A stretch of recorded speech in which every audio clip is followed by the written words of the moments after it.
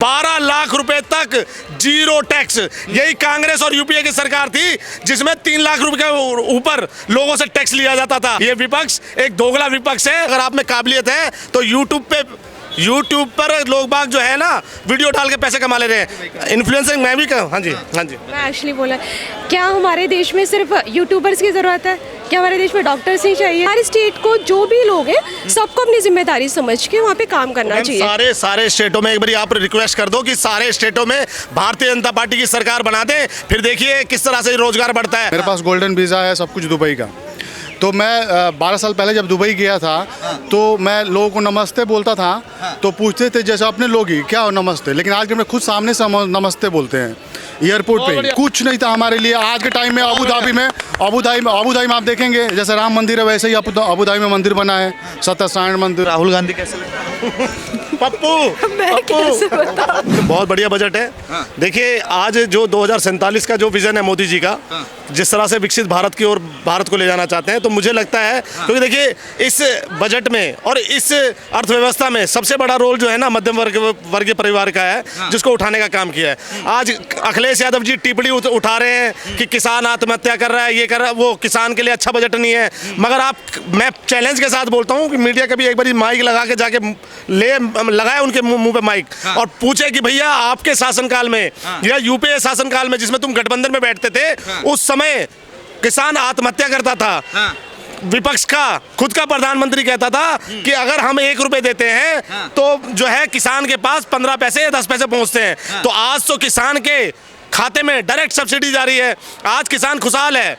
आज सिर्फ मिर्ची उन लोगों के लगी हुई है जिनको खाने के लिए नहीं मिलता। वो कहते हैं ना, एक कहावत है, खिसियानी बिल्ली खंबा नोचे। आज सोने का रेट बढ़ता है तो मोदी जी बढ़ा देते हैं, आज चांदी का रेट बढ़ता है तो मोदी जी बढ़ा देते हैं। मगर वहीं जब चांदी सस्ती होती है और सोना सस्ता होता है तो विपक्ष के मुंह पे चुप्पी आ जाती है।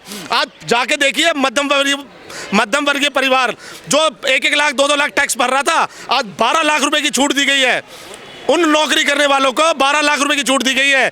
12 लाख रुपए तक जीरो टैक्स। यही कांग्रेस और यूपीए की सरकार थी जिसमें 3 लाख रुपए के ऊपर लोगों से टैक्स लिया जाता था और 5 लाख पे क्या रेट ऑफ टैक्स होता था। तो ये बात ना करें। राजेश खन्ना जी का बहुत अच्छा गाना है कि कुछ तो लोग कहेंगे, लोगों का काम है कहना, और छोड़ो बेकार की बातें, कहीं छूट जाए ना रहना। तो इनकी बातें मत करिए। ये विपक्ष एक दोगला विपक्ष है। ये कभी आज मुझे बताइए कि मोदी जी को 11 साल हो गए, क्या मोदी जी ने एक भी अच्छा काम नहीं किया जिसको ये लोग अप्रिशिएट कर सके? आज राहुल गांधी को विदेश यात्रा करते हैं तो जाके वहां पे भारत की बुराई करते हैं। भारत की डेमोक्रेसी खतरे में, इस तरह से जो है आज नैरेटिव सेट करने का काम करते हैं। तो मुझे लगता है कि उनकी बातों में मत जाइए। ये बजट बहुत अच्छा बजट है। और अभी आप देखिएगा जो 31 जुलाई तक जो मध्यम वर्गीय परिवार जो अपना टैक्स भरेगा ना, जो देखेगा कि भाई मैं कैलकुलेट करेगा कि भाई पहले मैं टैक्स क्या भरता था और आज 12 लाख रुपए पे जीरो। 12 लाख रुपए पे जीरो। अब तो राहुल गांधी को शर्मिंदा महसूस नहीं होना चाहिए क्योंकि अब वही जीरो नहीं ला रहे।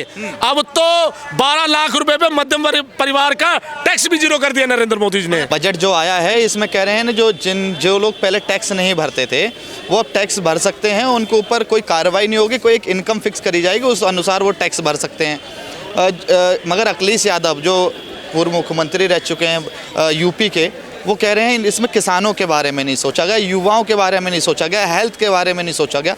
क्या आपको ऐसा लगता है? देखिए, मुझे ऐसा लगता है कि ठीक है, टैक्स के बारे में आप सोच रहे हैं, सबको टैक्स देना चाहिए, अच्छी बात है।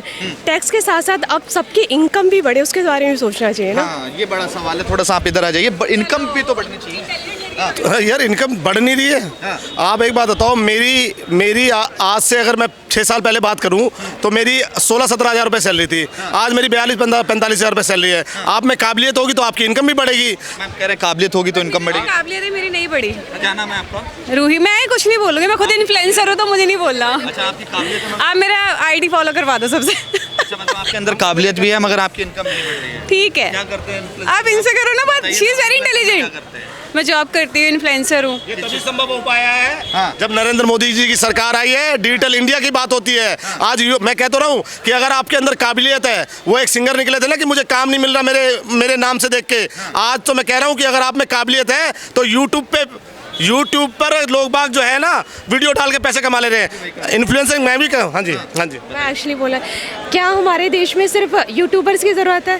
क्या हमारे देश में डॉक्टर्स नहीं चाहिए? क्या हमारे देश में इंजीनियर नहीं चाहिए, लॉयर नहीं चाहिए?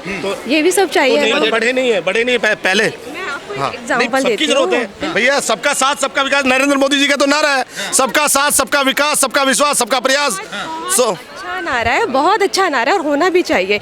मैं एक्चुअली यहाँ पे ना, वो कुछ शूज़ था, मैंने अभी पॉलिश कराई है, वो राजस्थान से यहाँ पे आए हैं। तो मैं थोड़ा सा ये शौक थी कि जो बाकी स्टेट के लोगों को दिल्ली में आना क्यों पड़ता है? दिल्ली में आना क्यों पड़ता है? मगर दिल्ली में मैम हर राज्य का आपको कई लोग ऐसे भी काम करते हुए मिलेंगे जो अफसर भी होंगे, और कई लोग ऐसे होंगे जो आईटी कंपनी में बड़े बड़े पोजीशन पे, और कई लोग ऐसे भी मिल जाएंगे जो आपको यहाँ सफाई का भी काम वो कर रहे होंगे। अपनी काबिलियत पे आ रहे हैं, दैट इज़ वेरी गुड। हाँ। लेकिन जो बेचारे सिर्फ और सिर्फ रोजगार के लिए आ रहे हैं, हाँ। यानी वहाँ पे नहीं है इसलिए आ रहे हैं, तो हर स्टेट को जो भी लोग हैं सबको अपनी जिम्मेदारी समझ के वहाँ पे काम करना चाहिए। सारे स्टेटों में एक बार आप रिक्वेस्ट कर दो कि सारे स्टेटों में भारतीय जनता पार्टी की सरकार बना दे, फिर देखिए किस तरह से रोजगार बढ़ता है। अब लोगों को सरकार भी चाहिए वामपंथियों वाली, जो एक ऐसी भी वो है महिला मुख्यमंत्री है। आज भारत में 50% भागीदारी की बात करी जाती है कि महिलाओं को और मर्दों को 50% की भागीदारी मिलनी चाहिए, और मैं मानता हूँ ये अच्छा इनिशिएटिव है। मगर आप देखिए बंगाल में ममता बनर्जी की स्टेटमेंट आती है जब दुर्गापुर का जब हादसा होता है ना, रेप होता है लड़की के साथ, तो ये स्टेटमेंट महिला मुख्यमंत्री का स्टेटमेंट है कि महिलाओं को 12 बजे 12:30 बजे घर से बाहर नहीं निकलना चाहिए। तो आप मुझे बताइए, आप रिक्वेस्ट कर दीजिए कि पूरे स्टेटों में जो है भारत के 29 राज्यों में 29 है सर, 28 राज्य हैं। अच्छा चलिए एक कश्मीर केंद्र शासित। हाँ एक केंद्र शासित, सॉरी 28 में से आप एक बार रिक्वेस्ट कर दीजिए सभी जनता से कि 28 की 28 राज्यों में भारतीय जनता पार्टी की सरकार बना दीजिए। देखिए सबको रोजगार मिलेगा। आप मुझे एक बात बताएं, जहाँ कांग्रेस की सरकार है, जहाँ भाजपा की सरकार है, कोई भी सरकार है, किसी भी पॉलिटिकल पार्टी की है, क्या वहाँ पे कोई क्राइम नहीं हो रहा? जहाँ पे आप कह रहे हैं भारतीय जनता पार्टी की सरकार है, क्या वहाँ कोई क्राइम नहीं है? अच्छा मैं बताऊँ, या कांग्रेस की भी, देखिए मेरे को कांग्रेस और उससे कोई मतलब नहीं है। जो काम करेगा मैं डेफिनेटली उसको वोट देती हूँ, कहीं पे कोई भी हो। मैं ऐसे ही बोलती हूँ। अच्छा अब मुझे एक चीज़ बताइए, जो ये बजट आया है इसमें है ना हेल्थ को भी लेकर, दवाइयों को लेकर भी कहा गया है कि जो कैंसर की दवाइयाँ होती थी वो पहले बहुत महंगी हुआ करती थी, अब वो सस्ती हो जाएंगी। जो घरेलू जैसे कहा किसी को बुखार हो गया, जो दवाइयाँ बहुत महंगी आती थी हॉस्पिटल में, वो भी सस्ती हो जाएंगी। तो कहीं ना कहीं इस पे ये तो अच्छी बात है। हाँ। जो सरकार अच्छा काम करेगी डेफिनेटली उसको अप्रिशिएट करो। सर बिल्कुल करो। मेरी मदर का ना छल्ला डाला है। हाँ। वो छल्ला मैं बता रहा हूँ 2014 से पहले, 2014 से पहले उस छल्ले की अगर आप कॉस्ट अगर करेंगे ना, तो वो कॉस्ट उस छल्ले की कम से कम नहीं तो 2-2.5 लाख रुपए की कॉस्ट थी। अब 10 या 15 हज़ार में, और आयुष्मान योजना के तहत जो है फ्री में ही हो रहा है, आपको कुछ नहीं करना।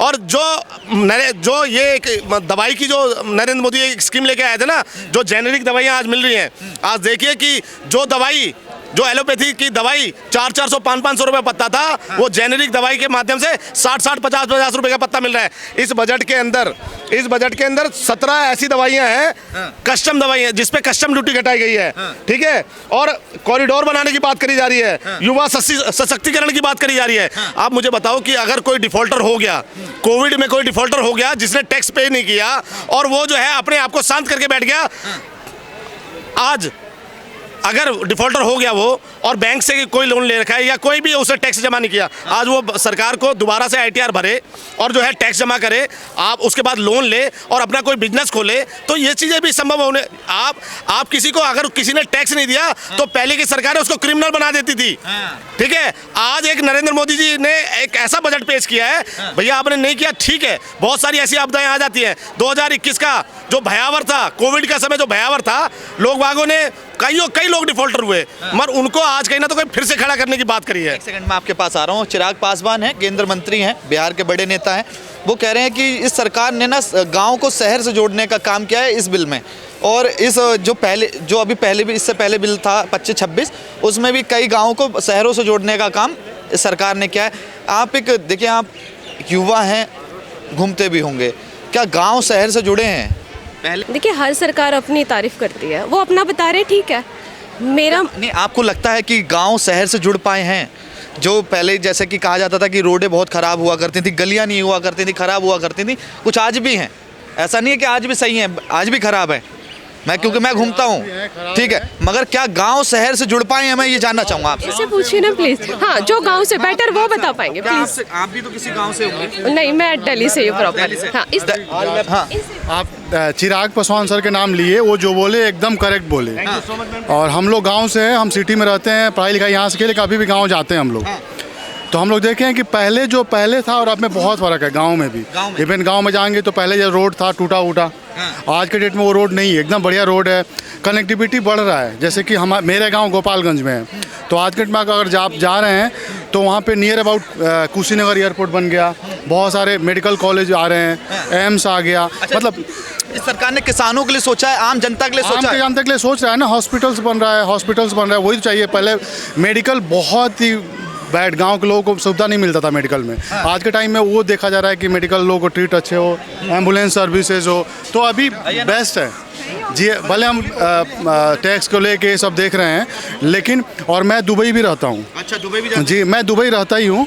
दिल्ली में, दुबई में मेरा काम है, लेकिन मैं बिहार से हूँ। तो मैं देखता हूँ कि जो मैं 10 साल पहले जब दुबई में गया था, तो दुबई क्या था, दुबई में हमारा क्या पहचान था। आज के टाइम में जब गवर्नमेंट है, हमारा कितना पहचान बढ़ा। आपको पता है, अबू धाबी दुबई से आए हैं, ये दुबई भी बिहार के हैं, रहने वाले दुबई से हैं, ये मतलब दुबई में काम करते हैं। और यहाँ पे क्या करते हैं? हाँ, यहाँ भी अपना बिजनेस है, रियल एस्टेट का बिजनेस है। और विदेशों में देश के भारतीय को पहचान मिलती है, सम्मान जो मैं 12 साल हो गया दुबई में, मेरे पास गोल्डन वीज़ा है, सब कुछ दुबई का।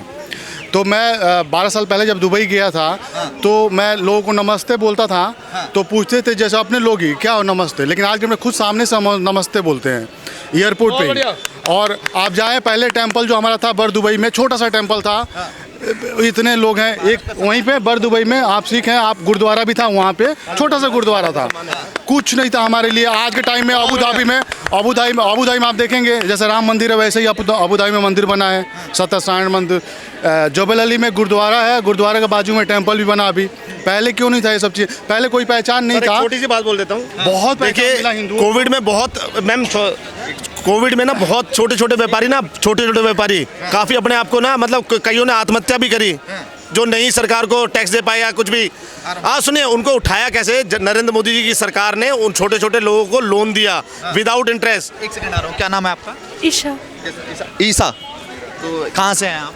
दिल्ली से ही। दिल्ली से ही हैं। अच्छा, आज बजट पेश हुआ है, ये 9वां बजट निर्मला सीतारमण ने पेश किया और बता रहे हैं कि इसमें हमने हर वर्ग के लिए सोचा है, युवाओं के लिए भी सोचा है, शिक्षा के लिए भी सोचा है, चिकित्सा के लिए भी सोचा है। और नरेंद्र मोदी उन्होंने अप्रिशिएट भी करा, मगर तमाम जो विपक्ष के नेता हैं वो इसका विरोध कर रहे हैं। आपने बिल देखा पहले, तो ये बताएं। नहीं, अभी तक तो नहीं देखा मैंने। अच्छा, नरेंद्र मोदी सरकार पर भरोसा है कि ये सरकार युवाओं के बारे में सोचती है? सरकार अपनी जगह पे कुछ अच्छे भी काम करे, बुरे भी काम करे, तो किसी को जज नहीं कर सकते। अच्छा, आपको बुरे काम क्या लगे? बुरे काम मतलब मैंने स्पेसिफिक मोदी जी को नहीं बोला, नरेंद्र मोदी जी को नहीं बोला, बट ये है कि सबको हम जज नहीं कर सकते किसी पार्टी के थ्रू। अच्छा, तो आपको कुछ अच्छे काम लगे इस सरकार के? जो प्रेजेंट में भारतीय जनता पार्टी की सरकार है, 3 कुर्सियों पर कहा जाए लंगड़ाती हुई सरकार है ये तमाम विपक्ष के नेता कहते हैं, तो इस सरकार के कुछ बेहतरीन काम भी लगे आपको? काम सही लगे वैसे, जितने भी करे हैं, मतलब देश के लिए बहुत सारी चीज़ें करे हैं, युवक के लिए बहुत सारी चीज़ें करी है, और मतलब लोगों के लिए बहुत सारी चीज़ें, घूमने की जगह बनाई है, फिर मेट्रो बनाए हैं, मेट्रो स्टेशन के लिए हमें ज़्यादातर उसके लिए बनाया गया है। हर जगह पे जैसे हमारा सेंट्रल हो गया, सुप्रीम कोर्ट हो गया, उसके नीचे मेट्रो स्टेशन के लिए हमें मेट्रो कैसे बनी है, वो सब चीज़ें बताई गई है। अच्छा, ये सारे काम हुए हैं। अच्छा, राहुल गांधी कैसे लगता है? पप्पू मैं कैसे बताऊं? आपको लगता है देश का प्रधानमंत्री बनना चाहिए? मैं ऐसे राहुल गांधी का नाम लेते हंसी आ गई आपके चेहरे में। कार्टून है वो, तो कार्टून बहुत अच्छा है। कैसे लगते हैं देश का लगते प्रधानमंत्री? हैं, मैं कैसे बताऊं? नहीं, आप एक वोटर हैं, आप भी वोटर हैं, तो देश का प्रधानमंत्री बनना चाहिए नहीं बनना चाहिए? I don't know, sorry. अच्छा, अगर आपको वोट अगर आज ही देश में चुनाव हो जाएं और नरेंद्र मोदी और राहुल गांधी में से अगर एक को चुनना पड़े, तो किसको चुनेंगे? नरेंद्र मोदी चुनेंगे। नरेंद्र मोदी जी को। इंसान कह रहा है महंगाई बढ़ी है, मैं कहता हूँ इंसान के खर्चे बढ़े हैं। आज एक बात कई ऐसे लोग हैं जो महीने में 3-3 हज़ार रुपए की जॉब कर रहे हैं, इस बजट से उनका क्या फायदा है? जो 3,000 रुपए वाला कमाई वाला बोल रहे हो ना, वो 50,000 रुपए का 20,000 रुपए का मोबाइल लेके चल रहा है। ये तभी संभव हो पाया जब नरेंद्र मोदी जी यहाँ वो हुए हैं। अच्छा। आप ऐसी बातें मत करिए। आज इंसान अपनी मतलब हैसियत के से ज्यादा चीजों को ले, आज गाड़ी खरीदते हुए इंसान नहीं सोचता, आज मोबाइल खरीदते हुए नहीं सोचता, 1.5 लाख रुपए का फोन खरीदे जा रहे हैं। और उस भारत में जो 1.5 लाख रुपए का फोन चला रहा है वो कह रहा है कि भैया महंगाई बढ़ रही है। महंगाई नहीं बढ़ रही, इंसान के खर्चे बढ़े हैं। इंसान का मोबाइल एक्सपेंस बढ़ा है, इंसान का जो है ट्रैवलिंग एक्सपेंस बढ़ा है, ये खर्चे बढ़े हैं, महंगाई नहीं बढ़ी है। हम खुश हैं, अगर महंगाई बढ़ी भी है ना तो हम खुश हैं। हमें सनातन का पूरा ये मिलता है कि पहले जब महंगाई नहीं बढ़ी थी और जब ये अपोजिट साइड का जब राज चलता था उस टाइम क्या होता था, कहीं भी हिंदू जाता था कोई भी मुस्लिम पकड़ के मार देता था। लेकिन अगर आज के डेट में मार देना, इतना बड़ा वाला फलान चढ़ा देगा उसके ऊपर, ठीक है, हम सनातन चढ़ा देंगे। हाँ, पहले ऐसा नहीं होता था। पहले अगर मुस्लिम को अगर कोई मार देना तो नारा निकलने लगता था। क्या नारा निकलने लगता था कि हिंदू मारा उसको मारेंगे। लेकिन आज के डेट में ऐसा नहीं है। क्यों नहीं है? क्यों नहीं है? हाँ, बांट दिए इन लोगों। उसके बाद बाबा है ना हमारे, बाबा बैठे है ना, है दम तो फिर करो। अच्छा, बजट आया, उससे आपको कुछ लाभ हुआ है? लाभ हो, हम तो पहले बोल रहे हैं ना, लाभ हो या ना हो, लाभ हो या ना हो, हमें सनातन होने का पूरा गर्व तो हो रहा है ना।